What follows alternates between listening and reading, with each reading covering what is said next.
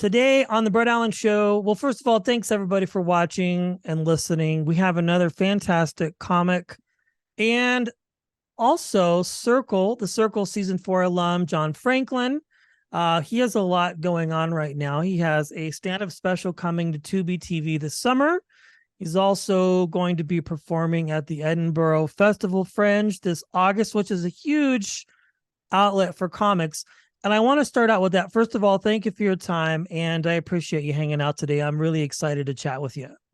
Oh, Brett, I'm stoked to be here, man. Like, I'm super excited. Gonna have a lot of fun. Thanks for having me. I'm just as happy to be here. So let's do it, man. I'm super excited. Absolutely. Well, now I think most people would know you from the Circle season 4, and I know that was a little bit ago, and we will talk about that intermittently here, but I want to focus in on your comedy and your sketch and this big opportunity that you have at the Edinburgh Festival Fringe. Now, a lot of people are familiar with like Just for Laughs and the new faces and all of that sort of thing.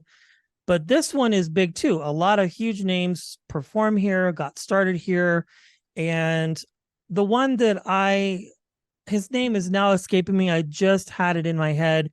He goes out every summer and performs at all of these events. Oh, it's going to kill me now that I can't remember his name because I remember him performing here. But anyway, let's talk about this for you. This is a huge opportunity. Can you let our listeners and viewers in on it and what it's about and how big of an opportunity it actually is for you as a comic? Yeah, totally. So the Edinburgh Festival Fringe, a lot of people in America know it as Edinburgh Fringe Festival. It kind of goes both directions, but like the proper way is Edinburgh Festival Fringe, is a huge arts festival, probably one of, if not the biggest in the world, that's set in Edinburgh in Scotland. It's a month long total, the entire festival, and you get things from improv to stand up, one man shows, like reviews. Like, this is how Monty Python got really started into their industry of doing reviews and doing their style of sketch comedy that ultimately led to their television show. So that's what the Fringe is. It is really like, I like, easy to say, a mecca of entertainment. I mean, when you go, you're performing with people all around the world. You meet a lot of really cool people. For somebody like me, it's very exciting to get to go because during the day I'll be performing just at a variety of just like one-off day shows, like trying to meet other comics in the area. And then at night, for the 9 days that I'm performing there, I'm doing 9 nights consecutively of my stand-up / one-man show called My Dad's Advice.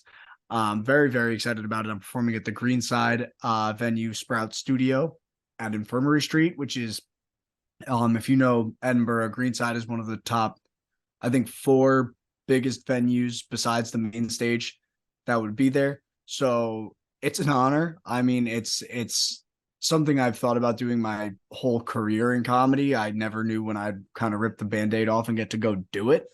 Because you do have to plan it the majority of the time by yourself as a performer, unless you are like a main stage, like garnered act.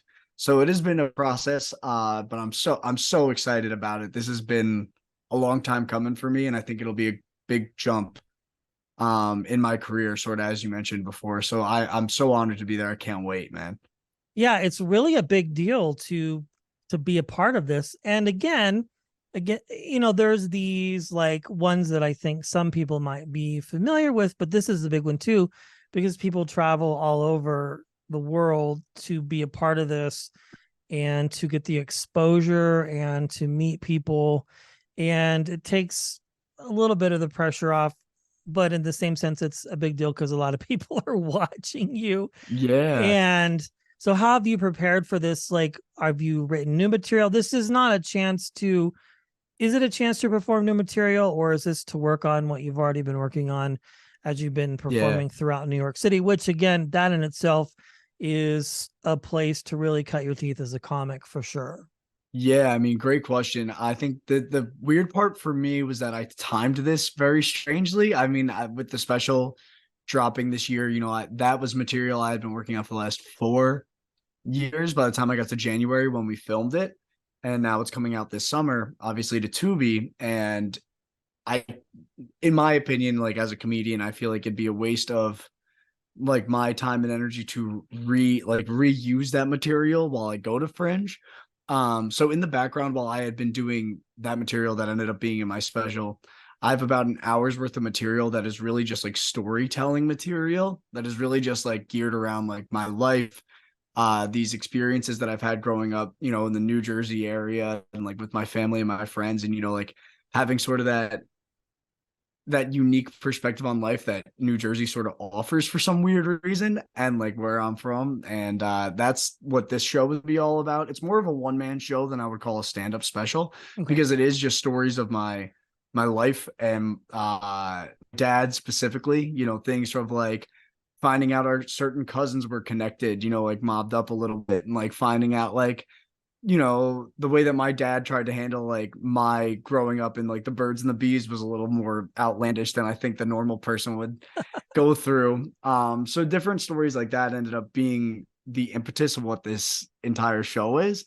But you're so right. You're hitting the nail on the head about Fringe in general, when like these people from all over the world come here and they do so many different things that you get kind of wound up in like this creativity bubble, and it just becomes super cool to share your experiences with other people. And we're going to film this one too. Hopefully it ends up doing sort of similar to what the special did. But it is a little bit of a different you know, gauntlet for me to get up here with this, and I think it's a good test of my career, a good test so far, and keep things moving in the right direction. Yeah, I mean, even very well established names, present company included, have gone to this and just done it for practice because it's an opportunity to get in front of different types of audiences and people, you know. And I Totally. think that's what I think is so fascinating about stand up is the fact that literally you have to be willing to perform anywhere basically. Yeah, no, absolutely true. I think like with Fringe and like the festival scene, this is my third festival that I'll be doing, and it's the biggest one I've by far I'll get to do so far. But that's just it. You know, certain levels of your career as a stand-up. I've been in the city for a while, and I'll be the first to tell you that I need to really get on hanging out and doing more shows in the city than I'm doing already, because you just feel like the scene moving around you. But you also got to do festivals. Like you got to get reviewed at festivals, and there's no bigger one to get a review at than Fringe. Every comedian who's ever done Fringe, any comedian will tell you that like a review at Fringe like is worth its weight in gold, especially if you get a 4 or 5 star review. Like that'll take you so much further in your career, especially somebody who, you know, like you mentioned, I do sketch stuff, I do the stand-up stuff, I try to do a little bit of everything. So to hopefully nail down a good review at Fringe would be what I can only hope is like a big jump to my career, and going from, you know, reality TV show guy who was a comedian before and is trying to be a comedian after, to really establishing myself as like a comedian, you know, like a real face in the scene. So that's the goal. Yeah. Yeah, I mean, in New York too is definitely a lot different, I'm told, than like per se starting out in Los Angeles, because LA is a lot of industry types, which isn't necessarily bad, but you in New York, it's an opportunity to go perform in a lot of small, unique, niche places and get practice and work on bits and things like that. And maybe an industry person might show up, but like in LA, it's always a guarantee that there's probably going to. Mark Norman said that when I had a chance to talk to him, that if he started over again, he would just have stuck to New York completely, because it was, you could go to LA, be in front of industry people, have a bad experience or a bad show, and that could be their core memory of you, when really you might just be having an off night, or in most Yeah. cases, it's a really bad audience. Yeah. No, that's so true. I think New York is a beast, right? I mean, like with the people who come see shows, like you could get shows where it's I've had been on shows where the crowds are fantastic, and like you're like, I want to go back. I would do that show 100 times out of 100. And then sometimes you get shows where like, you know, the crowd is more of a subdued crowd. You could get a crowd that's very like tourist driven. So a lot of people that aren't like, English isn't necessarily their first language. So like some of the humor doesn't necessarily translate as well. So New York, like you get a lot of those kind of hit and miss shows. Mm. But to your point, not all of them have like a booker or an industry person or like a who's who watching you to make sure like you're having the best night. Like that's I have a friend who he does I've seen him do like 5 shows in a night at different venues just because you can get around the city that way. I mean, LA is not No. built for that at all. But it like you said, it's just two different sides of the industry. Like there are your pros and cons to both. Obviously, the pros of LA are the industry side of things. Like if you do have a great show, you get to leverage that and like it could go a really long way. But to Mark's point, like you're never going to always have a great show all the time.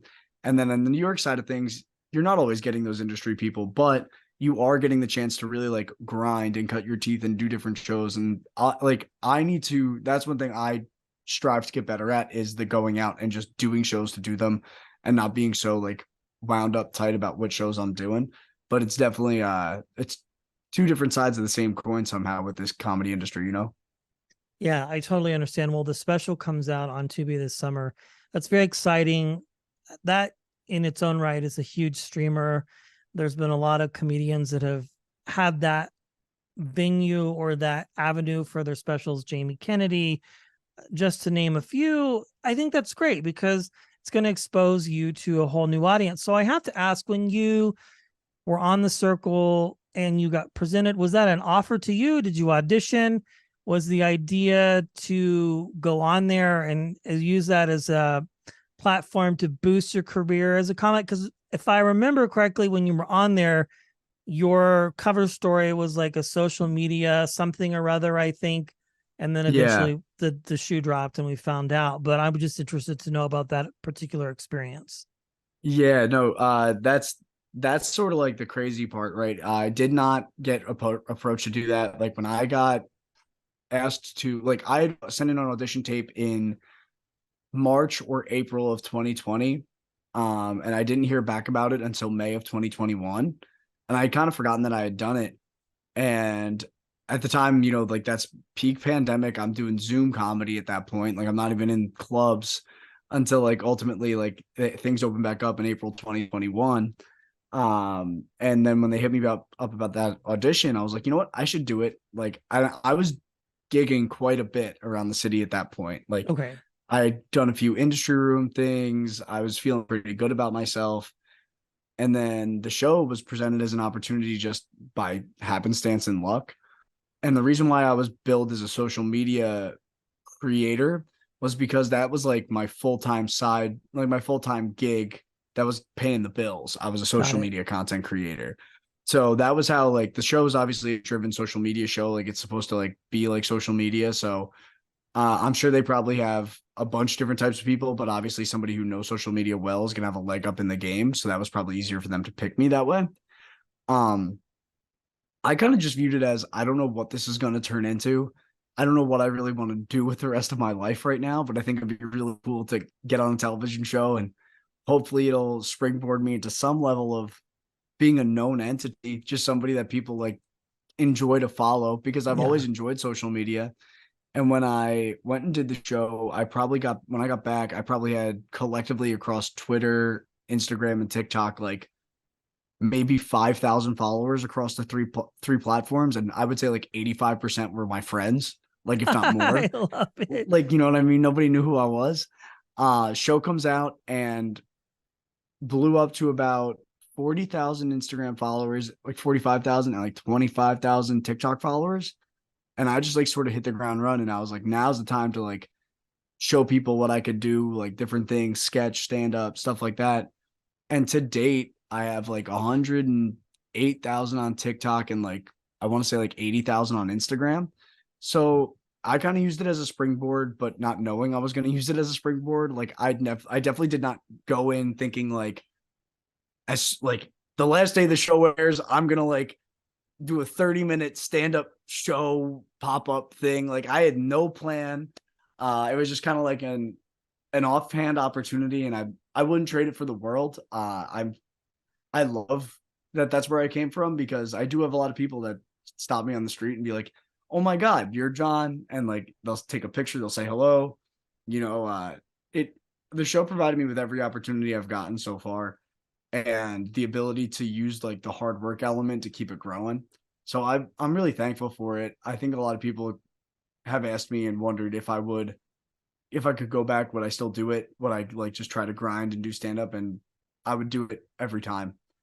No doubt in my mind. I loved it. I loved the experience. I love the people and the things that it offered me. So I wouldn't trade it for the world. I mean, it's worked out for a lot of people, you know, back in the Yeah. day, Road Rules and The Real World and all these different shows. I mean, that's where Theo Von Yeah. really Theo got Vaughn. introduced to the general public. So I'm curious to know on the other side of things, obviously the industry has changed over the years. You've seen some changes, I'm sure, because of your background in social media. I mean, Dane Cook, he really was able to leverage MySpace at the time and just really master the internet. So as a comedian and somebody who's front facing, the power of social media is huge, right? Like it helps. I mean, I see even other comedians or whomever, I mean, they're always, I think, gone are the days of, you know, booking a show and then going on the radio. I mean, I think they still do, trying to sell tickets, but really, if you have a good booker and you get booked at a club, wherever you pick in USA, America, you still have to promote all of that on social media, right? And be able to really leverage it. Oh yeah. I had done some like video stuff with the Honest Papas. Like this is 2 years ago now ish. He Okay. had worked with BetMGM for a little bit, which is where like my full-time work is. And we were talking about this exact instance, and he made a really great point. And he said something like, you know, back in the day, it was you get a tight five by going up every single day. You keep doing your tight five and you keep working on it. Hopefully, that tight five gets you noticed. Then you get on to late night TV. Then you go from late night TV to like getting a tight 10 minutes, and that gets you festival entries. Then you go to Montreal, you do Just for Laughs. Then hopefully you get an HBO special, or like you do a Comedy Central Presents. Like there was like a whole step The up premium Comedy mechanism. Central premium blend, that was like the thing back in the Yeah, day. that was like the jam, you know, like that was like what everybody, how many comedians like could I cite that I watched their Comedy Central Presents? That was like 8 minutes of a 30-minute show. You know what I mean? On like That their was the way to Saturday go. morning. And then Netflix took over. Right. And then like this long form stand up became a huge thing. And like specials were obviously a thing. Like, you know, George Carlin was always doing specials. Everybody was doing specials. But I think especially now in the age of streaming, like specials are king. Like it, that, and for some reason crowd work on social media. Like those are the two Oh, things that it's people care about. that's so fun to watch. It's massive. You do good work at that. I was going Oh, to talk thank about you. that. So yeah, on TikTok now, especially, it's hot. Like 10 minutes of just somebody working the crowd.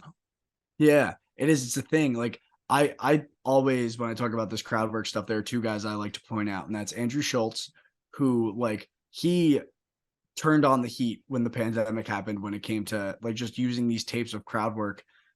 Kind of like just, I'm sure, I don't know him at all. I've never spoken to him about this, but my assumption is that he sort of knew that, wow, we're not going to be in clubs, and I'm not going to have any, like, I don't want to burn material on social media because like you're trying to work towards that special. But I have like these, I mean, I don't know, probably hours of tapes of crowd work that if I edit the right way, people will really like. And it worked. And then you look at a guy like Matt Rife, who's probably the biggest name in comedy because of social media right now. Dude's got 14 million followers. He just announced a world tour, and all of his clips, all of them are crowd work. So whatever his material is that he does, wherever that is going, is just only for the special. And that's what the internet is kind of like I fallen prey to. And I do it. Like I start every show trying to do at least 3 to 4 minutes of crowd work now, because hopefully in the 3 to 4 minutes you get 30 seconds that might go viral, you Right. know? And like that's the nature of the beast. And I think if there are people who are kind of shying away from it or saying like that's not stand up, like that's not traditional, that's fair. I'm not saying it is, but like you got to move with when the industry makes moves. Otherwise you're gonna be old news, and you don't want to be old news ever. Well, Nate Jackson, he's really good at that. Ian Yeah, Bagg, that's what he's known for, is crowd work. And that's what got him on Last Comic Standing. And I right. think he won or maybe was runner up like that. It's because of his crowd work.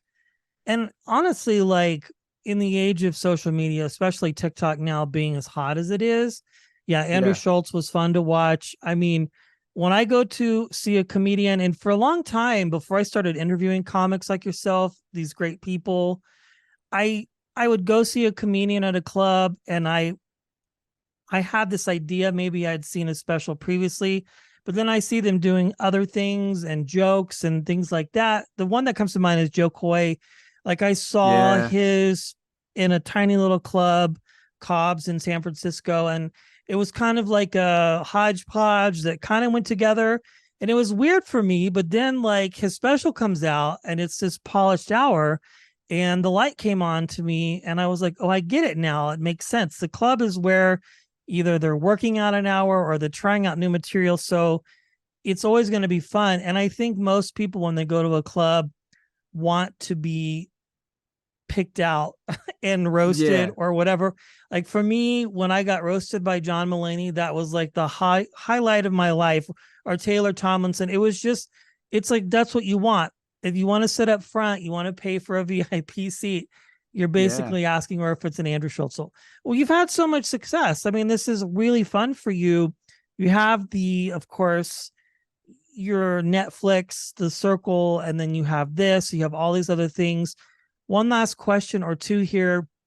Like with all that's happened in the last few years, this game has changed dramatically. What has kept you driven as a creative, John, and really motivated Whoa. you to keep going? Because you you have to have some sort of mindset to do this and hardwired a certain way, because otherwise this, I mean, the industry in general is brutal, but I think comedy is just like a whole nother world, Yeah. because it's such a wide sea of people and competitive, yet you've been able to stand out and maintain relevancy, um, because it's just crazy what you do. I think in a No. good way, of course, it's just No. like Thanks, man. insanely Like, cigh but fun.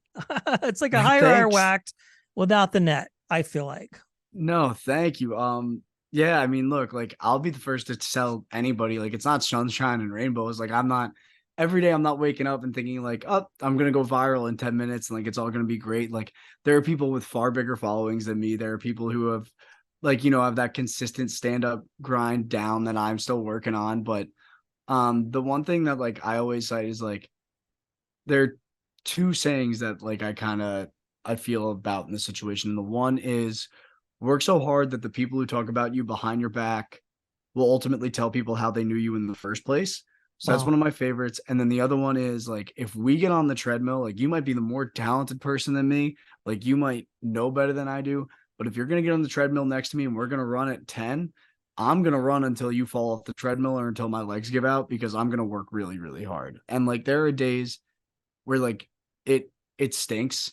Like I definitely get down on myself. Like my roommate's a creator too, and he's heard the real woes of my not knowing what I'm gonna do and like getting really wound up with it and feeling like honestly just shitty about it. Sure. But the way that like I've always kept it going is like my bad days are always gonna be like as bad as my bad day is, it can never be the worst day I'll ever have because I am doing what I love. And like I finally have. And like, I'm 26. I don't know where like my next thing is. And right now it's Fringe, and that's awesome. And who knows what happens after that. But I'm writing some short films. I'm trying to do sketch stuff. And it's like it's it's not a question of drive or like the question of like I'm hardwired a certain way. It's just I love making things. And I think everybody has a story. And I think that there's a real missing link to like sort of like my New Jersey upbringing and culture to like the wider world, and I want to bring it there. I don't know how I'm gonna get there yet, but it's just work, man, and I love it, and I'm glad that I love it because if I didn't, I don't know what I'd be doing. But I'm surrounded by good people, people that also work hard, people that are loving and caring, and they want to see you do well. And I am surrounded by a lot of love, and I think when you're surrounded by that type of people and that type of environment, like it's hard to give up on what your dream is. Agreed. One last question. If given the opportunity, is there somebody that you would, if if you could feature middle for, open for, like on a road tour, like who would be the ideal comic if you could? Oh man, that's a great question. I mean, you mentioned John Mulaney, and like I think that's a lot of people would choose John Mulaney. He's the reason. He's one of the two comics that were the reason I thought I could even try to do stand up, because I loved his clever nature and the way that he tells stories is such like an art form. Like the way that he can make a story into a joke is something I strive to do. And I'm hoping I could get there one day. So if I ever got to meet him and open for him, that would be like a dream come true. And I think the other, rest in peace, Norm Macdonald, I would have loved to have spent some time working with and getting in front of Norm. Norm is my favorite comedian of all time, bar none. Whether from the joke book jokes that he would tell on Conan, or the just overall mannerisms and way that he carried himself, just thinking like, this is a joke that I think is funny, so I'm going to tell it regardless, and I'm going to wait until you laugh. And like to have that like sort of cojones about you and be like, I know I'm funny and I'm going to make you laugh. Like I would have relish 5 minutes in a room just getting to talk to him about it. Those would be the two, no doubt about it. That's such a good question though. I could go on for hours giving you reasons why like there are other people I would do, but I think those are the top two for sure. I love it. Well, congratulations, John, on all your success. Of course, if you have not had a chance to watch, and you can binge now, The Circle, it's all available on Netflix. You can see your experience on the show. Lots of fun. I mean, that's one of the craziest shows. I think it hit really heavy during the pandemic because we all could relate in some way being isolated, but also your comedy, your special dropping this summer on Tubi, and of course, your feature work that you'll be doing at Fringe Fest. Congratulations. All the success is well deserved. Thank you, John, for your time. I appreciate it. Brett, I'm so thankful to get to do it, man. Like, I'm honored. I had a great time. You are a plus interviewer, my friend. I'm hoping we get to keep in touch and keep talking soon. Absolutely. This was awesome. Likewise. Thank you so much.